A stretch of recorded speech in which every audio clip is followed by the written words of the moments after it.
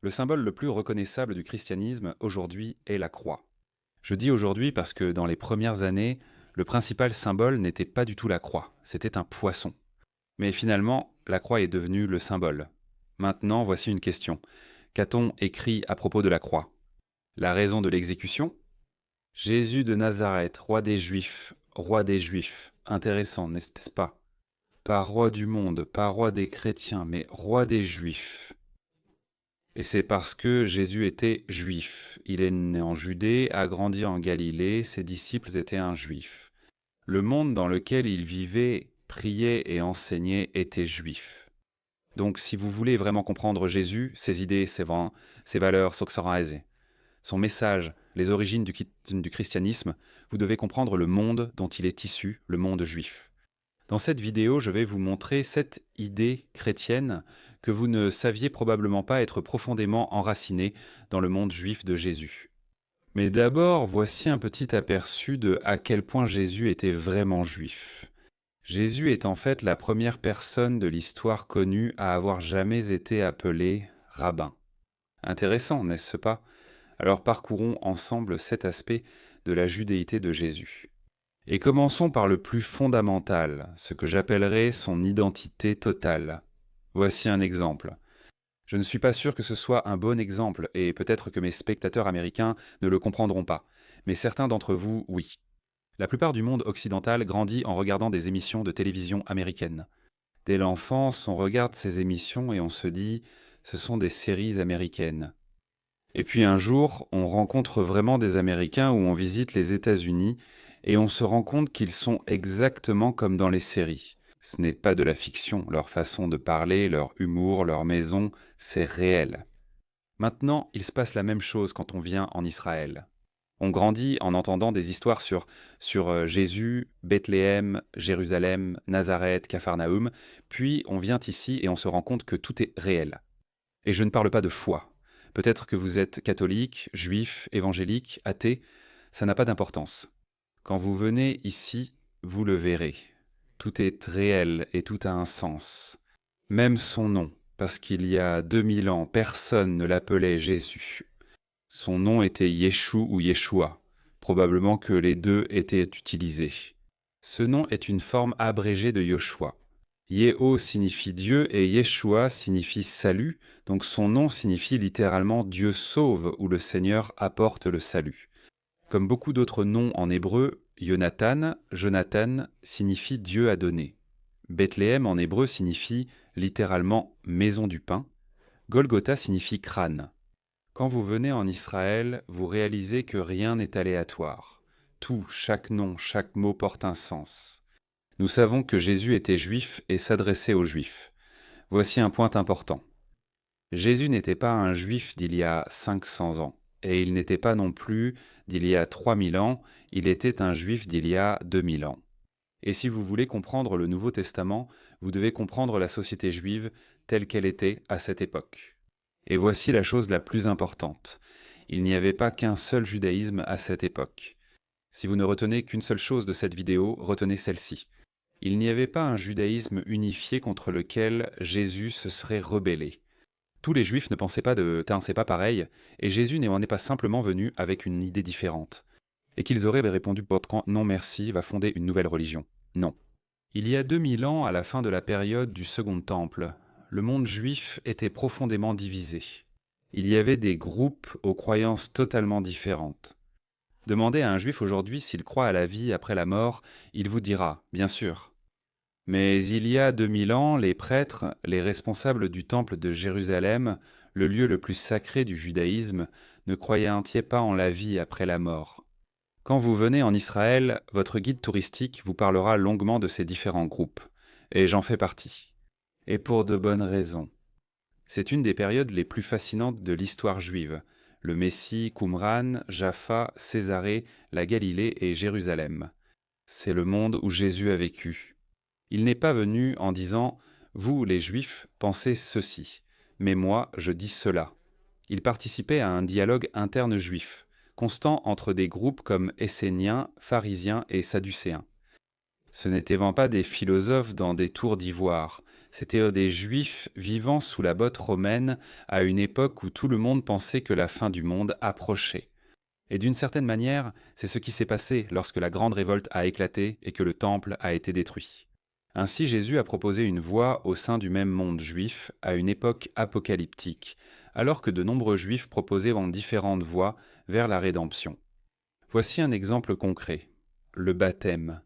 Pensez à l'image d'un bébé qui se fait baptiser. Y a-t-il quelque chose de plus chrétien que cela? Maintenant, regardez ce bassin. On l'appelle un mikvé, un bain rituel. Les femmes juives religieuses s'y immergent une fois par mois. Au début, ces rituels semblent totalement différents, mais ils partagent les mêmes racines. 200 ans avant Jésus, la pureté et l'impureté sont devenus des concepts majeurs dans la vie juive. L'idée était que certaines choses, comme toucher un cadavre, un animal non kosher, les femmes pendant leur cycle, ou bien être seul avec soi-même et se masturber, vous rendaient impur. Et pour y remédier, on ne se lavait pas, on s'immergeait complètement dans de l'eau vive. Il y a des centaines de ces bains rituels trouvés en Israël datant de l'époque de Jésus. Ainsi, Jésus affirme que rien venant de l'extérieur ne souille une personne, mais que c'est ce qui sort d'elle qui la souille. Il parle directement de ce même concept juif de Touma et Tehara, l'impureté et la pureté. Il le redéfinit spirituellement, mais toujours dans le même univers. Même pour lui, le baptême par immersion est sacré. Après tout, lui-même a été baptisé par Yochanan Jin le Baptiste. C'est alors que, selon le Nouveau Testament, le Père, le Fils et le Saint-Esprit apparaissent ensemble et que Jésus débute sa mission. À partir du baptême, passons au prochain élément, le lieu et la signification. Où Jean a-t-il baptisé Jésus? Dans le Jourdain, n'est-ce pas? Mais où exactement? Près de Jéricho. Et qu'est-il arrivé près du Jourdain, près de Jéricho, environ 1200 ans plus tôt? C'est là que Yoshua bin Nun, Josué, a conduit le peuple d'Israël dans la terre promise. Donc exactement au même endroit où Josué a fait entrer Israël dans la terre promise physique. Jésus, selon la croyance chrétienne, fait entrer l'humanité dans la terre promise spirituelle. Rien dans l'histoire n'est aléatoire, tout a une signification. Il y avait 12 tribus d'Israël et Jésus a dit 12 apôtres. Le jour où les Juifs ont reçu la Torah est le même jour où les apôtres ont parlé en langue. Maintenant, l'élément suivant, le lieu de prière. Jésus n'a jamais prié dans une église ou une mosquée. Celle-ci n'existait pas encore. Il priait dans les synagogues et il montait au temple de Jérusalem comme tous les autres Juifs. Nous pouvons citer plusieurs moments dans le Nouveau Testament, lorsqu'il était bébé, enfant puis adulte, où il a visité le temple. Mais il y a une peinture qui résume tout. Quand je l'ai vue pour la première fois, j'ai été honnêtement choqué. Elle est chez de Maurizio Gottlieb, un brillant peintre polono-juif qui est mort à seulement 23 ans. Je ne savais même pas qu'il était légal d'être aussi talentueux, aussi jeune. Le tableau s'appelle Jésus dans la synagogue. Sur celui-ci, Jésus se tient sur la bima, enveloppé dans un talis, lisant les rouleaux. Nous avons tellement l'habitude de voir Jésus à travers l'art chrétien européen. Mais ici, il ressemble exactement à ce qu'il était, un juif portant un châle de prière. Et quand on y pense, cela a parfaitement du sens. Jésus priait dans les synagogues. Le dernier élément qui montre à quel point Jésus était juif, c'est son enseignement. Jésus dit dans un verset célèbre qu'il n'est pas venu abolir la loi, mais l'accomplir. Je ne suis pas ici pour confondre judaïsme et christianisme. La croyance que Jésus est le Fils de Dieu et que le Messie est déjà venu, c'est central dans le christianisme, et c'est quelque chose que le judaïsme n'accepte tout simplement pas. Mais voici une autre citation du Nouveau Testament qui surprend beaucoup de juifs. Quand Jésus est interrogé sur le plus grand commandement de la Torah, que répond-il? Dit-il, « Croyez en moi, je suis le Messie. » Non, et je vais le dire en hébreu, parce que ça va épater les Israéliens, il a dit.